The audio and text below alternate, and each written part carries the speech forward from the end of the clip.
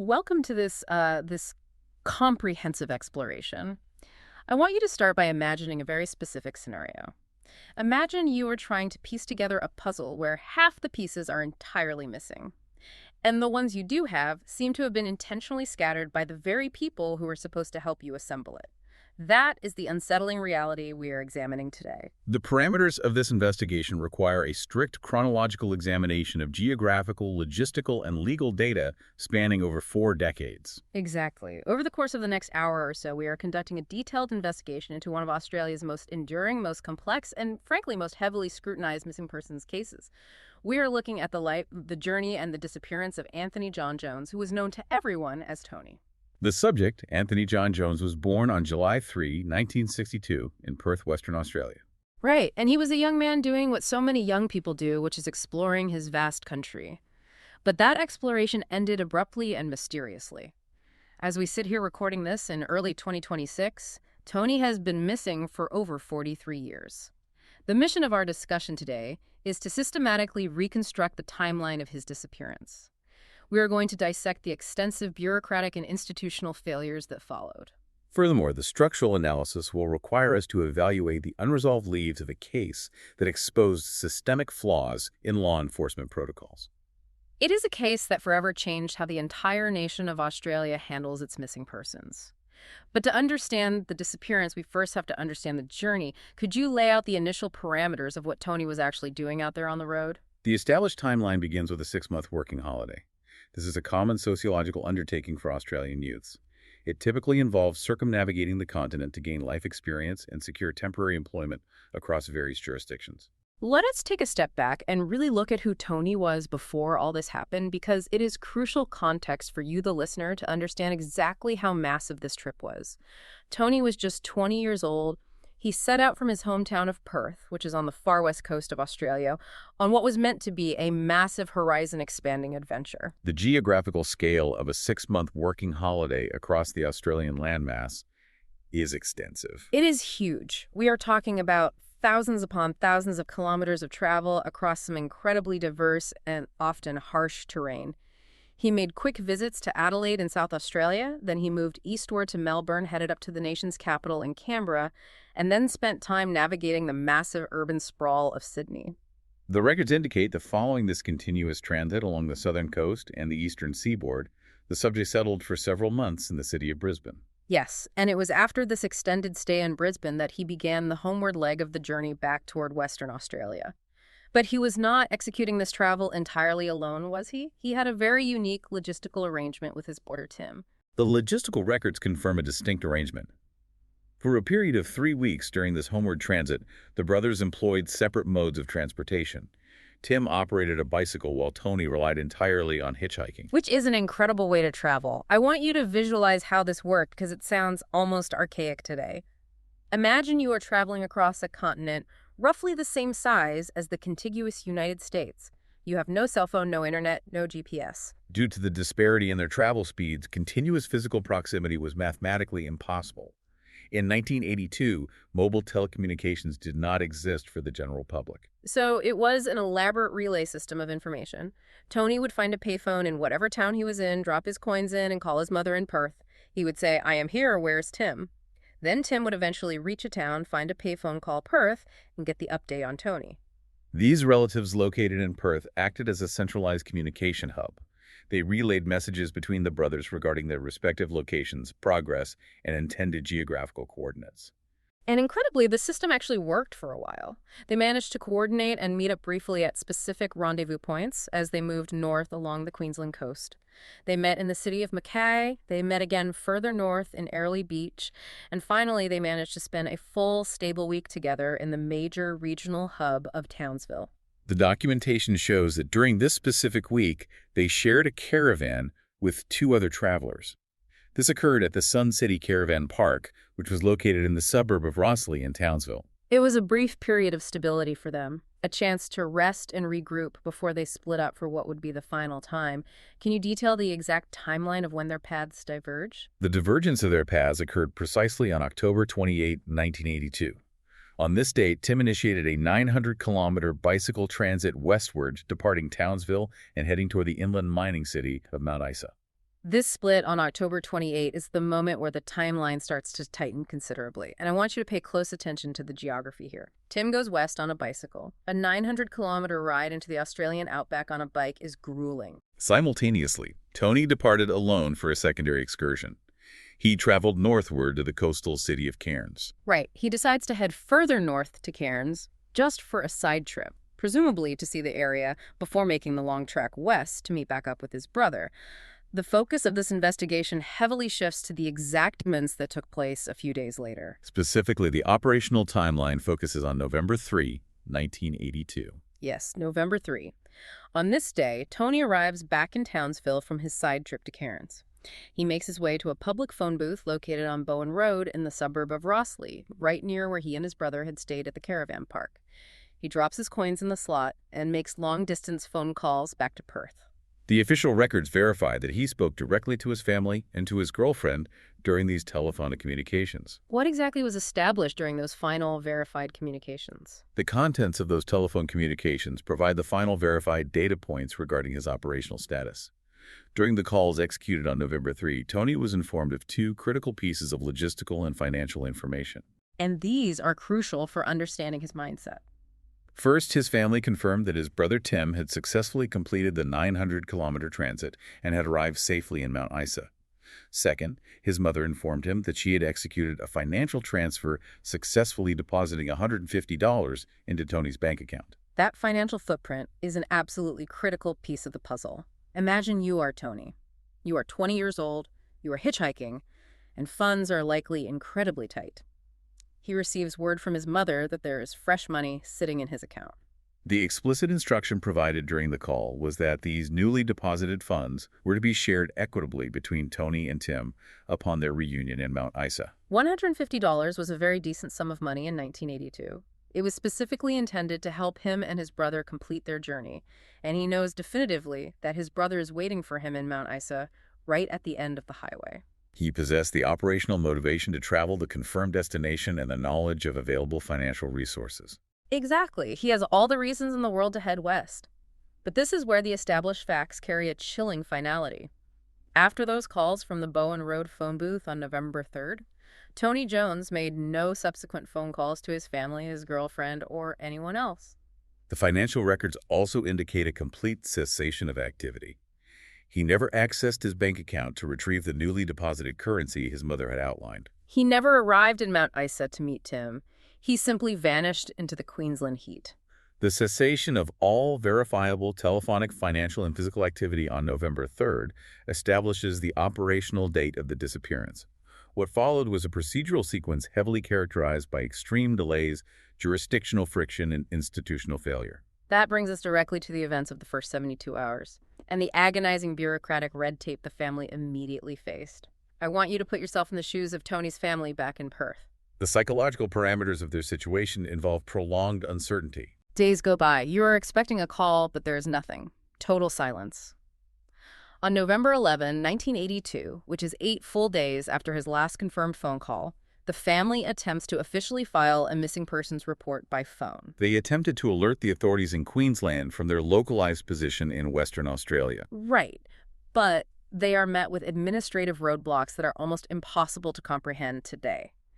The process was hindered to such an extreme degree that a telephone report was not accepted, processed, or acted upon by the authorities. The jurisdictional and procedural protocols of the Queensland Police Force during that specific era created a systemic barrier to immediate police mobilization. Why was a simple phone call deemed insufficient to start looking for a missing 20-year-old? The telephone report on November 11 was classified under existing statutes as insufficient to initiate a formal resource-intensive search for an adult male.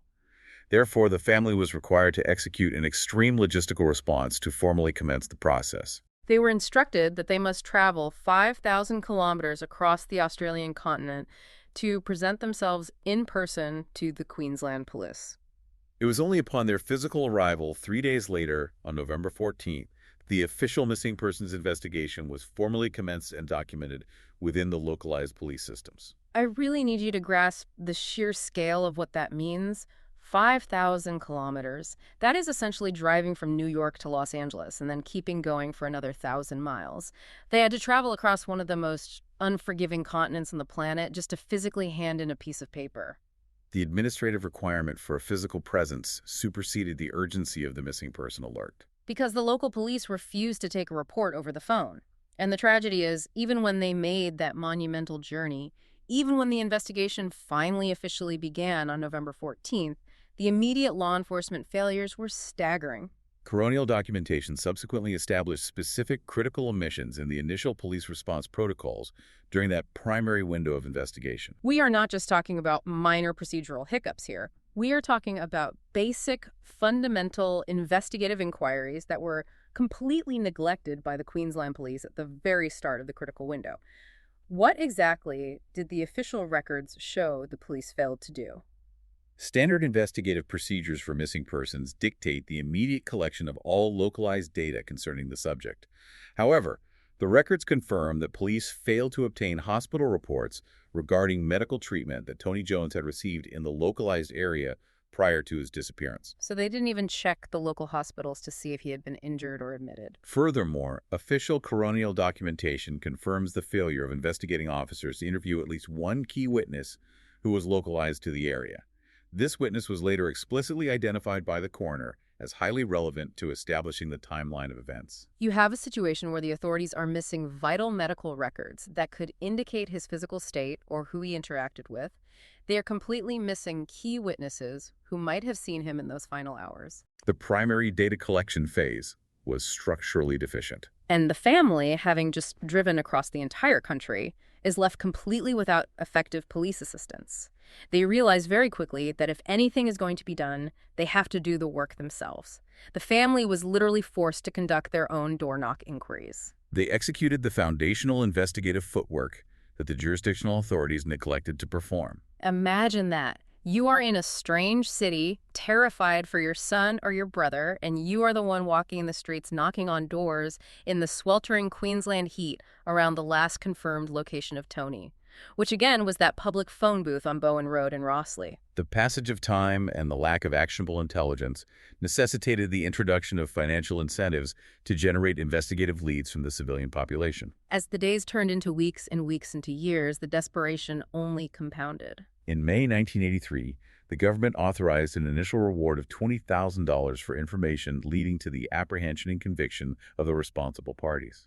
But that obviously wasn't enough to break the silence. This monetary figure proved insufficient to dislodge actionable data. It was subsequently increased by the government to a sum of $250,000 in the year 2010. Those rewards, jumping from $20,000 to $250,000 over the decades, highlight just how desperate the search for answers became and how deeply entrenched the silence surrounding this case really was.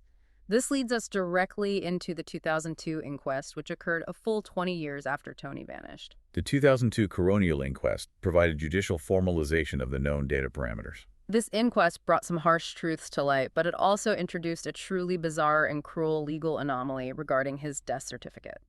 In February 2002, coroner Ian Fisher delivered his official findings. It was a deeply sobering moment for the family to hear it formalized in a court of law. Coroner Fisher's judicial ruling provided a definitive classification of the disappearance. I want to quote Coroner Fisher's exact findings for you. He stated, "I am satisfied that the missing person is dead. I find that he died on or around the 3rd of November, 1982, at the hands of a person or persons unknown. That is a definitive judicial ruling of homicide.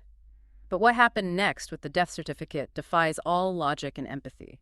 Despite the definitive nature of Coroner Fisher's judicial finding of homicide, the issuance of a formal death certificate was obstructed by a legislative hurdle specific to the state of Queensland at that historical juncture.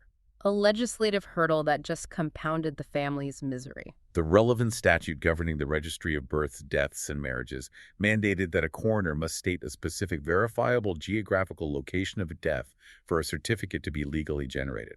I want you to really think about the psychological impact of that law.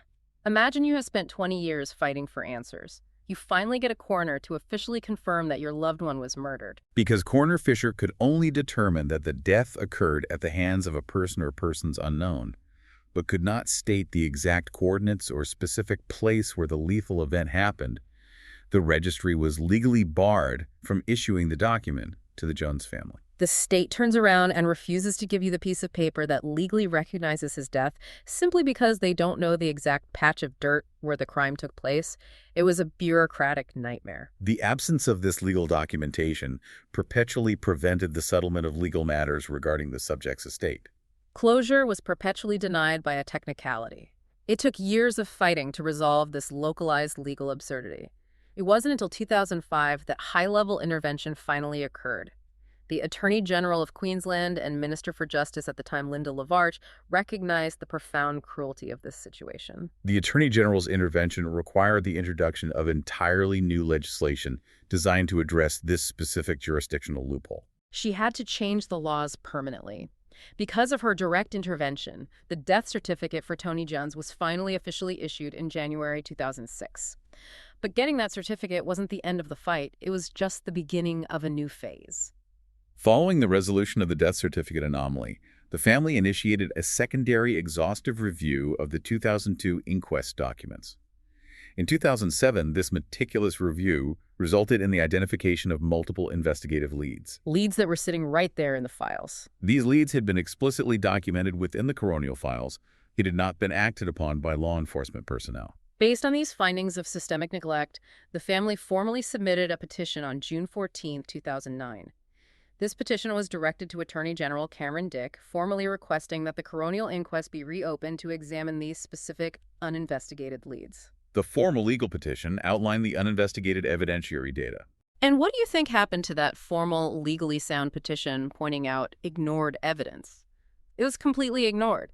For 15 solid months, the government provided zero response to the family's request to look back into these unearmarked leads. It was just more silence. The administrative apparatus failed to process or respond to the formal petition for a duration of 15 months. But then, in September 2010, the Queensland government found itself in a bit of a political bind that had absolutely nothing to do with the Jones case. The incumbent government was facing falling poll ratings, and politicians were desperate to appear relatable to the public. A public relations campaign was initiated to counteract the declining political metrics. So they launched a massive public relations campaign. The slogan of this campaign was "Walk a Day in My Shoes." It was heavily promoted, designed to make politicians look empathetic, caring, and in touch with the struggles of everyday citizens. Tony's brother, Brian Jones, saw this PR campaign plastered everywhere and executed what I can only describe as an absolutely brilliant form of direct protest. The execution of this protest involved Brian Jones utilizing the government's own public relations terminology against them. Can you detail exactly what Brian Jones did in response to this political slogan? He packaged a pair of his own personal footwear. He subsequently mailed this physical package directly to the office of Attorney General Cameron Dick. Included within the package was a formal communication explicitly challenging the Attorney General to fulfill the parameters of his own public relations campaign. He dared the politician to back up the empty slogan with actual action. He challenged him to literally walk in the shoes of a family member of a victim of unsolved violent crime in Queensland. And the result was immediate, visceral, and undeniable. The package containing the footwear arrived at the Attorney General's office on September 17. The very next day, September 18, exactly 24 hours later, Cameron Dick publicly instructed State Coroner Michael Barnes to officially reopen the inquest into Tony's disappearance. Let that sink in for a moment. The political pressure generated a directive to reopen the inquest within a 24-hour cycle. A pair of used shoes mailed in a box accomplished in 24 hours what a meticulously researched formal legal petition couldn't do in 15 months. It proves that public pressure and political embarrassment are sometimes the only levers that actually work. However, as is a recurring theme in this investigation, the promise of a reopened inquest did not equate to swift justice or immediate answers. The administrative progression following the September 18 directive was characterized by massive timeline delays that severely degraded the efficacy of the process. The legal machine just ground to a halt again. The procedural requirements for a new inquest involve significant evidence gathering, legal scheduling, and institutional coordination. Consequently, the preliminary pre-inquest hearing, presided over by State Coroner Terry Ryan, did not convene until April 14, 2016. That is almost 6 years after the shoes were mailed, and it gets worse. Furthermore, the substantive inquest itself, which was scheduled to occur during August and September of 2016, was formally suspended. The suspension remained in place pending a complex judicial review process that did not conclude until September 2018. The judicial review was ultimately unsuccessful. demonstrating the protracted legal friction and immense time deficit inherent in this administrative process.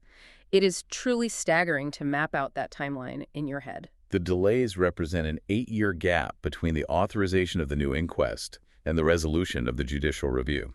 You fight tooth and nail, you win the right to a new inquest in 2010, and you are still fighting through administrative suspensions and judicial reviews in 2018. That is an 8-year gap just to get back into a courtroom. Meanwhile, as the legal system dragged its feet and debated protocol, crucial physical evidence from the past was quite literally being unearthed and then lost again. The handling of physical evidence constitutes a significant structural failure within the broader investigation. Let's transition to a truly maddening part of this story.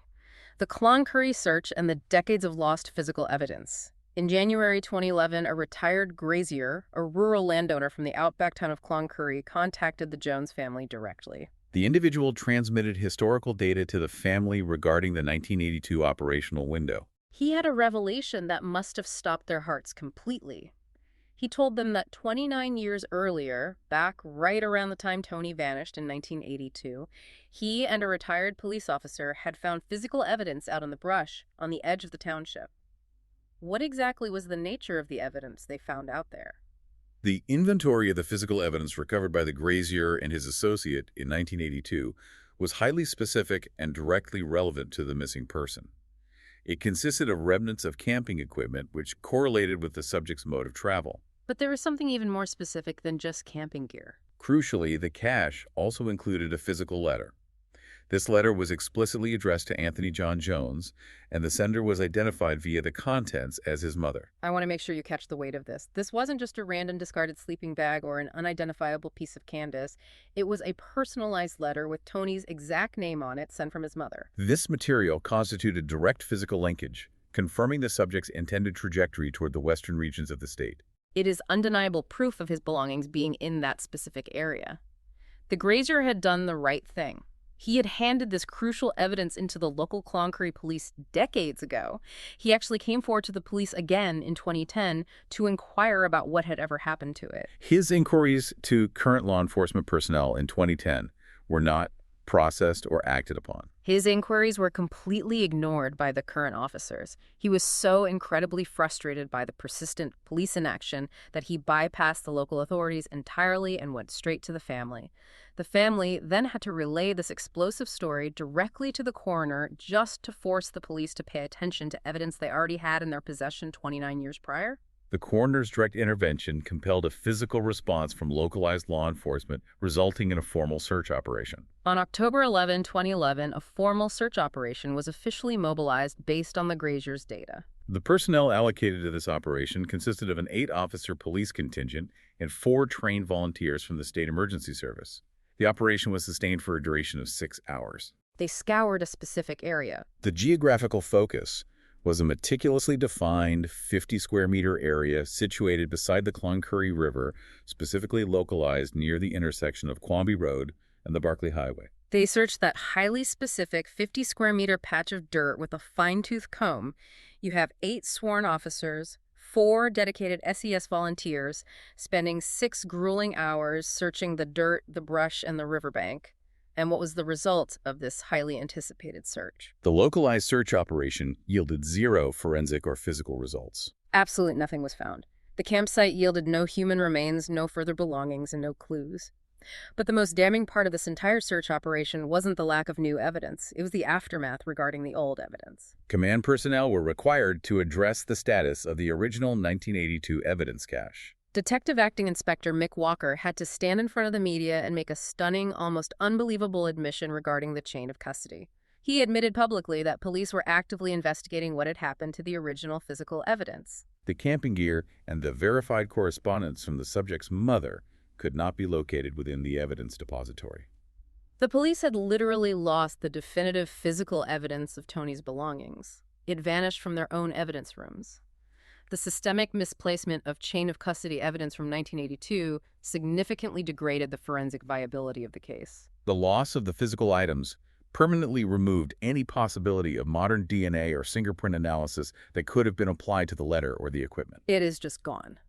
And concurrently, while the physical evidence was being sought and lost, a separate, highly critical investigative lead emerged from within the state penal system. On October 13, 2011, a formal development occurred when a former inmate of the Townsville Correctional Center provided a sworn statement to authorities. This individual claimed that during his period of incarceration in January 2000, his cellmate had explicitly confessed to a homicide. The specific verbiage reported in the official statement was that the cellmate and an unnamed associate, quote, did a blokeout near Mount Isa. The phrase indicates involvement in a lethal physical altercation in the specified geographical zone. I want you to hear that phrase again. Did a bloke out near Mount Isa. That is a chilling direct quote from a sworn statement. Did a bloke is colloquial slang for committing a murder. And out near Mount Isa points exactly to the geographic location where Tony was supposed to be heading to meet his brother. The location also correlates with the proximity of the physical evidence recovered in Cloncurry. Exactly. The authorities took this claim seriously enough to actually look into the prison logs from the year 2000. They meticulously examined the prison rosters and criminal records and successfully identified the specific cellmate who allegedly made this confession. The custodial records identify the individual as Michael James Londis. So you have a name, you have a reported confession linking to the exact geographical area Tony was heading toward. It feels like the break the family has been waiting decades for. But then a tragic, infuriating timing issue derailed everything completely. The systemic administrative delays previously detailed regarding the Coronial inquest had a direct and catastrophic impact on the viability of the Londis lead. Because the inquest proceedings were persistently placed on hold due to judicial reviews and scheduling conflicts, investigative authorities missed the critical window of opportunity to subject Michael James Londis to formal questioning under oath. The timeline for extracting actionable intelligence from this subject expired permanently on October 17, 2015. On this date, Londis died in Perth at the age of 53. Due to the procedural delays, any potential forensic data or testimonial answers he may have possessed regarding the events near Mount Isa were permanently rendered inaccessible to investigators. He takes whatever answers he had straight to the grave. The operational delays functionally neutralized the intelligence value of the prison confession. All because the inquest was delayed by bureaucratic red tape and legal maneuvering. The police had his name, they had the confession, but they couldn't or wouldn't get to him in time. This relentless pattern of delays, lost physical evidence, and missed opportunities forces us to look much deeper at the broader context of the entire investigation. The structural integrity of the Queensland police force during the 1980s is highly relevant to understanding the operational failures in this case. We have to look at the systemic failures and the specific operational environment of the Queensland police during that era to understand how a case can be botched this badly. Exhaustive lists of criticisms have been leveled at this investigation over the decades by independent reviewers and coroners alike. We are talking about decades of missing files and procedural dark holes. Official Coronial records document multiple severe administrative and investigative failures throughout the lifespan of the case. What exactly did the audits reveal about how the police handled information coming in from the public? There are recorded instances of missing witness statements that were never entered into the central database. Coronial inquiries were further obstructed by an uncooperative former investigating officer who declined to facilitate the review process. An officer actually refused to cooperate with the review, and the handling of civilian statements was just as bad. Procedural audits revealed a highly irregular timeline regarding civilian intelligence. Specifically, statements from individuals who initially approached law enforcement with potentially relevant information in 1982 were not officially recorded, formalized, or obtained as sworn documents until the year 2001. Just process that for a moment. Imagine you are a civilian. You see something suspicious in 1982 regarding a missing kid. You go to the police. You tell them what you saw, and they don't actually officially write your statement down until 19 years later. It is almost unfathomable incompetence. The Coronial criticism of this conduct was intense and officially documented. Coroner Fisher explicitly stated on the public record that more attention should have been given to early investigation. And Assistant Sergeant Kim Farquharson-Jones went even further in her assessment, stating flatly that the investigations were not sufficient by today's standard. But to truly understand how this level of negligence was allowed to flourish, you have to understand the historical context of the state. You have to look at what is known as the Fitzgerald Inquiry. Can you explain the scope and findings of this specific commission? The Commission of Inquiry into Possible Illegal Activities and Associated Police Misconduct, commonly referred to as the Fitzgerald Inquiry, was a comprehensive judicial review presided over by Tony Fitzgerald QC. And what did this review actually uncover about the police culture? The official findings of this commission provided critical historical and sociological context regarding the operational environment of the Queensland police force during the 1980s. The culture of the institution at that time was officially described in the final report as being heavily debilitated by misconduct, inefficiency, incompetence, and deficient leadership. That is a devastating official assessment from a Queen's Council regarding the exact police force responsible for finding Tony Jones. It wasn't just a matter of a few bad apples or isolated mistakes. The rot went straight to the very top of the organizational chart. The command structure was deeply compromised. The police commissioner, Terry Lewis, who led the force during the early years of the Jones investigation, was later investigated, convicted, and jailed for corruption. The highest-ranking police officer in the state, the man in charge of setting the standard, was sent to prison for corruption. This is the compromised leadership structure that was supposedly handling a complex, geographically vast missing persons case. They were more focused on their own survival and illicit activities than finding a missing 20-year-old. While the Fitzgerald inquiry highlights systemic issues, it is necessary to present the counter-perspective documented in the official record regarding the specific allocation of resources at the time. Let's hear the defense they offered for this lack of action. Detective Senior Sergeant Chris Lowe, who served as a lead investigator on the Jones case, provided a formal defense of the initial police response.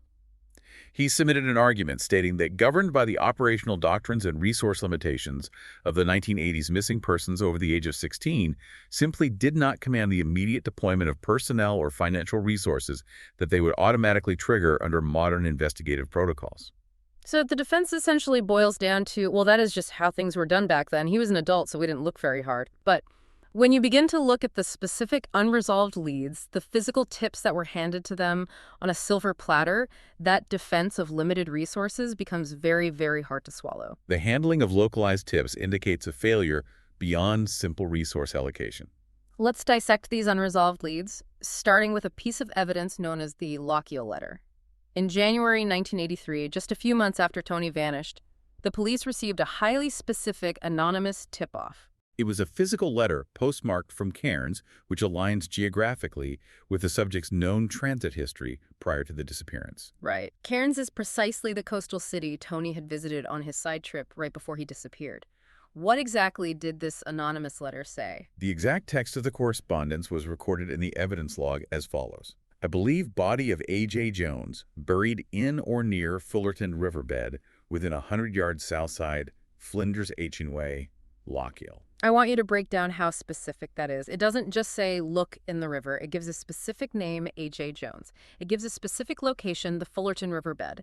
It gives a specific distance and cardinal direction within 100 yards south side Flinders, H.Y. And it is signed with the pseudonym Lochiel. The operational response involved the deployment of officers to conduct a 2-day search of the designated geographical area. Now, the police did actually act on this initially, but the search was completely fruitless. They found nothing, and they ultimately concluded and recorded that the letter was just a cruel hoax. But decades later, the inquest revealed a meteorological detail that casts massive, undeniable doubt on their ability to search that area effectively. Meteorological and geographical data presented during the subsequent Coronial inquest demonstrated the environmental conditions at the time of the search. What was the condition of the river when they searched it? At the precise time of the police search, in early 1983, the designated area of the Fullerton Riverbed was not dry terrain. It was actively flowing with a water depth of approximately 20 feet. 20 feet of water. Therefore, the physical capacity to execute a subsurface excavation or a comprehensive forensic search for remains or belongings was physically impossible under those specific environmental conditions. They searched a riverbed that was submerged under 20 feet of rushing water, predictably found nothing because they couldn't see the bottom, and then confidently called the highly specific tip a hoax and filed it away. But the ultimate heartbreaking error regarding the Lochiel letter came much later. Advances in forensic technology prompted a reevaluation of the physical evidence. Years later, DNA profiling technology advanced to the point where trace amounts of saliva or skin cells could identify a person. The family realized they could test the stamp, the seal of the envelope, the paper itself, to try and identify who the pseudonymous Lochiel actually was. They formally requested that the police subject the correspondence to modern DNA profiling. What was the outcome of that request? The police response to the formal request for DNA profiling involved years of administrative stalling and evasive communication. They dragged their feet again. The eventual resolution occurred when authorities formally admitted to Coronial investigators that the chain of custody had failed completely. The physical Lochiel letter had been lost entirely from the evidence depository. Another crucial piece of physical evidence, permanently rendering any forensic extraction or DNA profiling impossible, just slipped through the cracks of a filing cabinet. And it wasn't just physical letters and camping gear that were ignored or lost. It was actual human suspects. The procedural failures extend to the management of visual identification data and suspect profiling. This brings us to the suspect sketches and a highly concerning connection to a corrupt former superintendent. Let's go back to the night Tony disappeared in Townsville. A witness came forward and reported seeing Tony with an older man at a local establishment called the Rising Sun Hotel. The acquisition of this witness statement occurred in 1982, establishing a direct visual timeline for the night of the disappearance. This is a massive lead. A visual sighting of the missing person on the exact night he vanished, accompanied by an unidentified older male. This is the kind of lead that should trigger an immediate public appeal.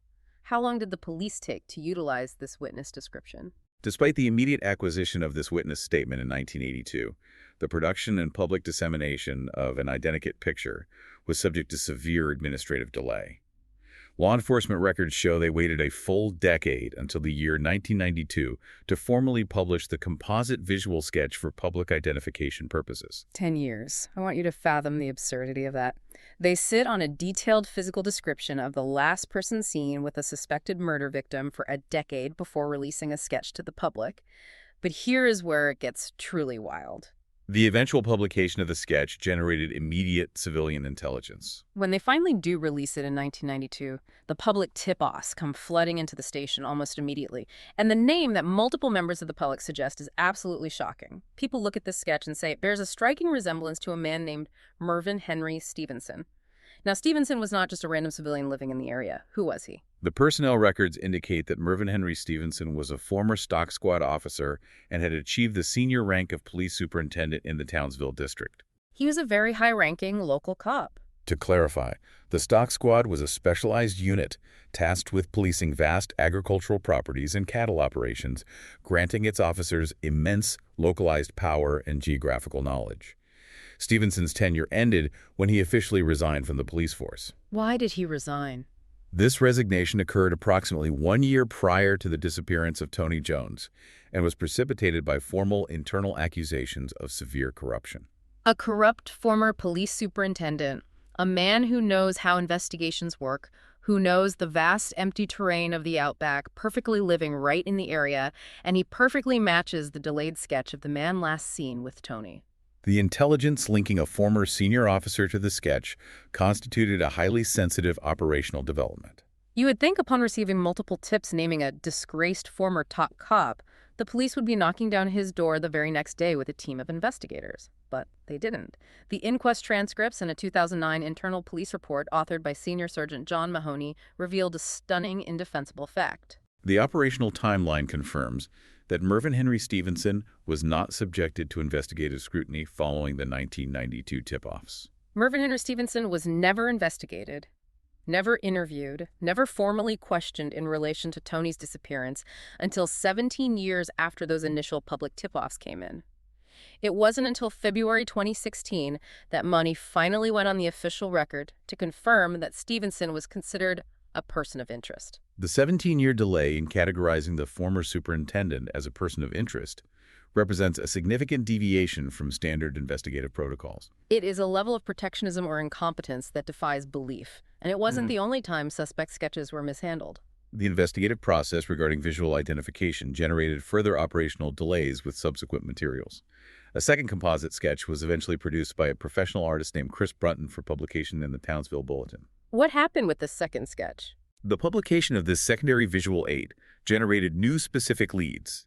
directed toward two distinct persons of interest identified in the operational records only as Pickering and Douglas. The coroner, upon reviewing these leads, issued direct formal instructions to the police to investigate these two individuals. Direct instructions from the coroner to investigate. However, an analysis of the operational timeline shows that law enforcement waited an additional 7 years before initiating any operational steps to execute the coroner's explicit instructions. 7 more years. And what was the result? By the time the police attempted to initiate contact or interrogate Pickering and Douglas, both men were legally deceased. Every single time a door opens in this case, it is slammed shut by time, inaction, and apathy. The suspects literally die of old age before the police can be bothered to drive to their houses to question them, and the withholding of this critical information from the grieving family was just as severe as the failure to investigate. The administrative transparency between law enforcement and the civilian family was structurally deficient. Let's analyze the Grazier's memo and a highly specific piece of missing hardware: the rifle.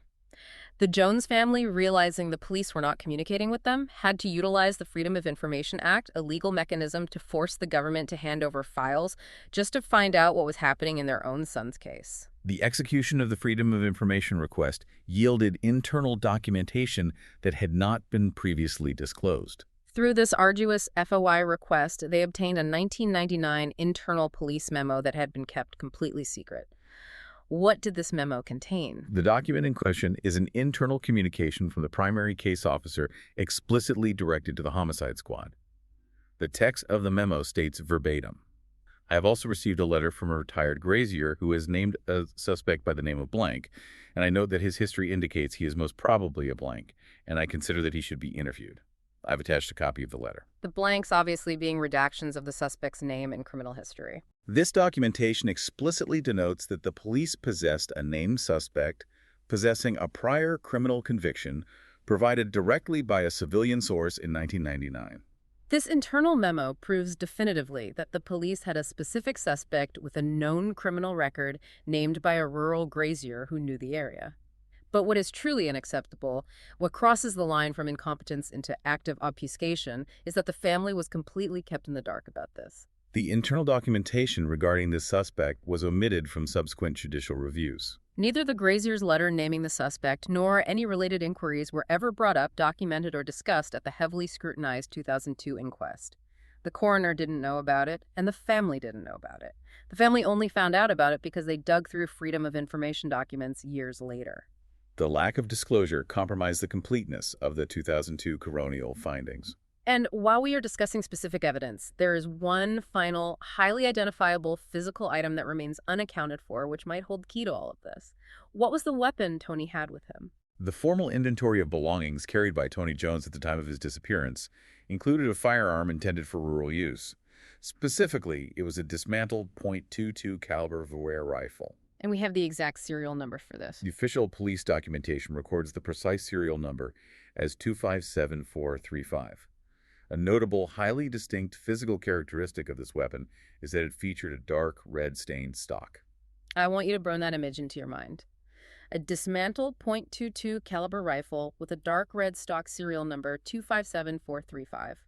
It is a highly identifiable, durable object. It doesn't rot away like a letter. The structural durability of the firearm suggests it may still exist within the physical environment. As of the current date, despite extensive searches, this specific item has never been recovered by law enforcement or civilian searchers. Whoever took Tony's life likely took that rifle, either keeping it as a trophy, selling it, or disposing of it in a specific location. If that unique dark red rifle is ever found in a shed, a pawn shop, or a riverbed, it could break the entire case wide open.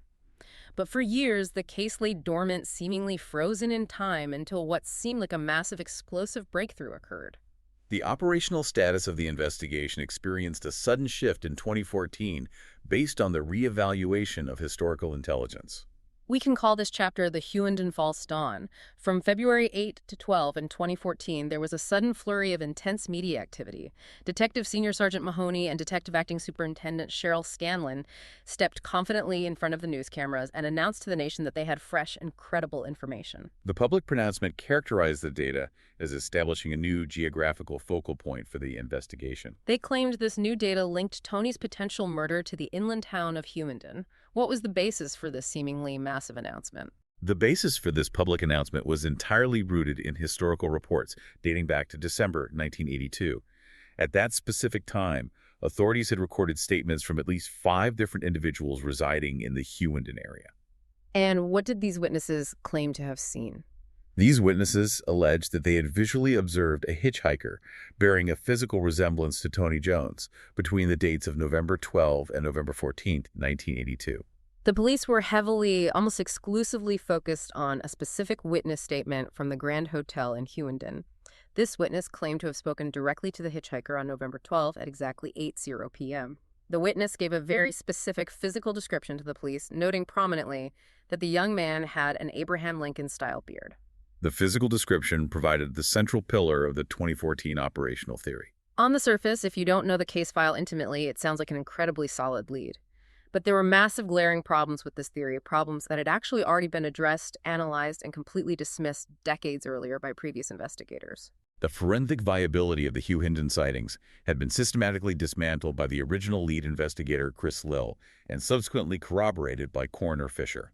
Why was this fresh 2014 lead actually fundamentally flawed? The dismissal was based on several irrefutable documented data points. First, photographic and testimonial evidence from the family confirmed definitively that Tony Jones had completely shaved off his facial hair just days prior to his disappearance. He had no beard. This physical reality directly contradicted the Abraham Lincoln-style beard description provided by the primary witness at the Grand Hotel. Second, the passage of time between the last confirmed sighting on November 3 and the alleged Hughenden sightings between November 12 and 14 was significant and unexplainable within the context of his travel habits. It just didn't make sense chronologically. And what was the third point? Third, and most critically, during this entire elapsed period, there was an absolute lack of bank account activity and zero telephonic contact with either his family or his girlfriend. This deviated completely from his established operational baseline.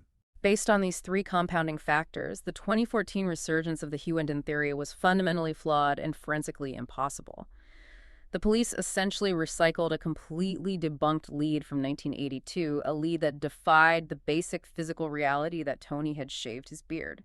The presentation of this data as novel intelligence in 2014 represented a significant failure in institutional memory and case review protocols.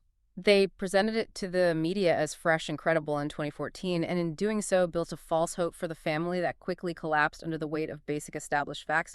It is just another intensely frustrating chapter in a story defined by frustration. But I think it is vital to acknowledge that out of all this darkness, out of all this bureaucratic incompetence, delay, and tragedy, a lasting legacy was forged. The administrative and procedural failures identified in this case precipitated formalized changes to national policies regarding missing persons. The sheer agony of the Jones family and their refusal to be silenced actually catalyzed systemic change in how the entire country deals with these situations. Let's talk about Tony Jones's legacy, starting with Missing Persons Week. How did his case impact national policy? The historical record confirms that the disappearance of Anthony John Jones served as the specific foundational catalyst for the establishment of Australia's National Missing Persons Week. This nationwide initiative was officially inaugurated in 1988. Where was this launched? The ceremonial launch of the program took place at the Holy Spirit Church, located in Townsville, the city of his last confirmed location. The event was marked by a civic action wherein the local mayor planted a commemorative tree in his honor. It is an incredibly poignant tribute. Currently, this National Awareness Week is a permanent mandated fixture on the civic calendar held annually during the first week of August. National Missing Persons Week ensures that the thousands of people who go missing every single year in Australia are not forgotten. It provides resources, media attention, and support structures that simply did not exist in 1982. And it all traces back to Tony's case and his family's fight in 1988. Subsequent operational strategies were also developed to generate intelligence for unresolved historical cases. The efforts to find answers didn't stop at Awareness Weeks either. Law enforcement, perhaps recognizing the failure of traditional methods, eventually tried some highly unconventional methods to pry information loose from the criminal underworld. Tell us about the initiative involving the state's prison population. In February 2008, a specific intelligence gathering initiative was authorized within the state penal system. Authorities produced and distributed over 500 decks of cold case playing cards directly to inmates incarcerated within Queensland prisons. How exactly did they think playing cards would help? The operational theory underpinning this strategy was that the presentation of unsolved crime details in a casual, highly visible format might prompt inmates to recall and divulge actionable intelligence.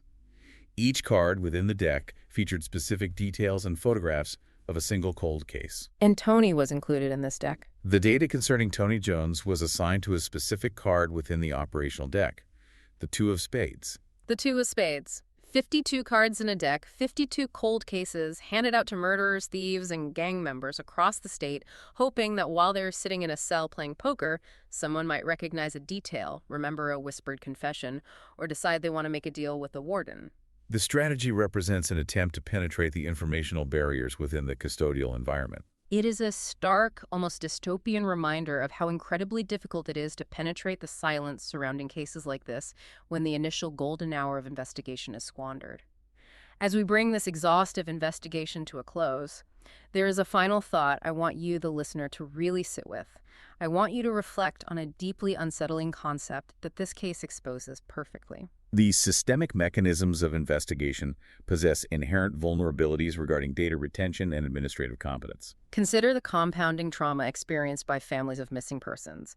It is a trauma that multiplies exponentially when the very institutions designed to uncover the truth, the institutions entrusted and funded with your safety, are the bodies responsible for losing the physical evidence. The loss of physical documentation irreparably damages the forensic continuity of an investigation. Ask yourself about the fragility of justice when it relies entirely on bureaucratic competence. What happens to the truth when physical letters from a mother, sworn witness statements, and decades of precious time simply slip through the cracks of a filing cabinet? It is a question that the family of Tony Jones has been forced to live with without an answer every single day since November 3, 1982. Thanks for listening.